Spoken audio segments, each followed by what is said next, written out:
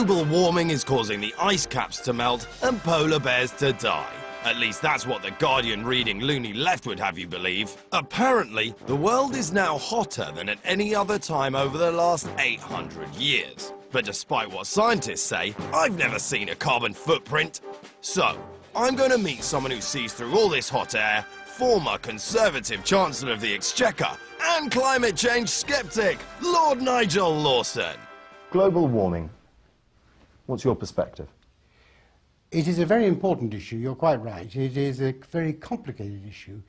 And the more I looked at it, the crazier it seemed to me that the conventional wisdom was. Is this really about me driving my car?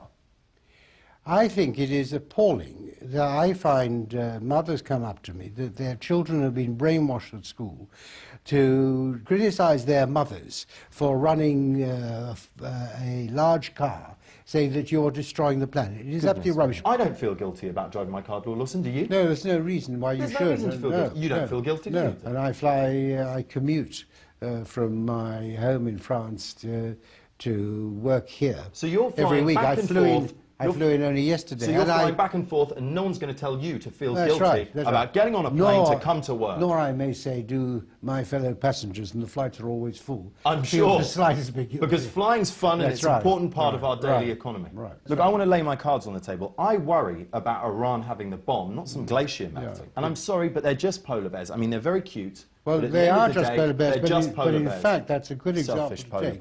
The polar bear population is not declining. If anything, it's increasing. Well, I don't know if you saw David Attenborough's Frozen Planet. I did. But that seemed to suggest that the polar bears, you know, were in trouble. So is this in part, you know, David Attenborough's fault?